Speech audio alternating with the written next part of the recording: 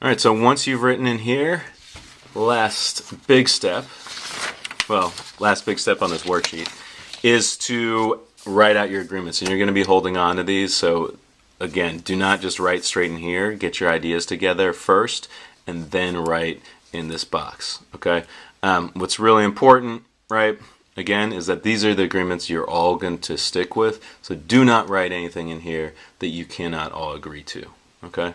But again, so you're going to think about those things you wrote in number 3. You're going to talk to each other right now about what are some strong agreements based on what you put in box number 3 that you think would help your whole group be successful and that you can all hold to and that you want to hold to because you want your goals to be achieved, right?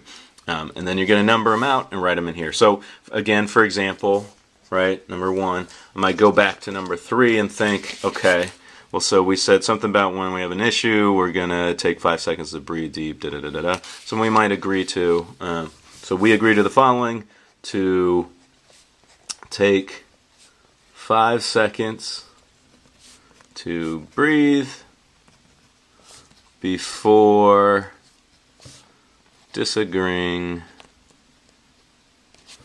with another family group member. Okay, or something like that.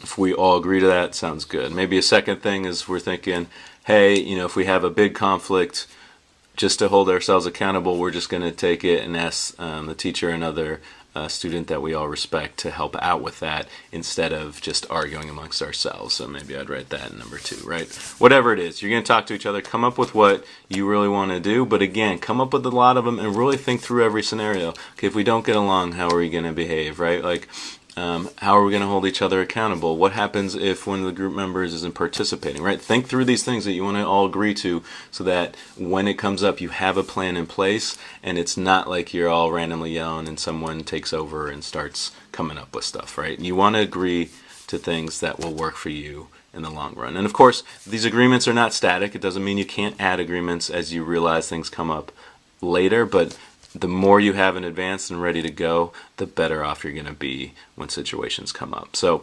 talk with your group and come up with as many agreements as you can that will help you be successful. And again, these should all be things that you agree to. Don't write them until you have it figured out and that you're all agreed to it. I would recommend that you need at least 5 agreements, probably 6, to cover enough ground that you're going to be successful. I would not do any less than that. So go ahead now and do that.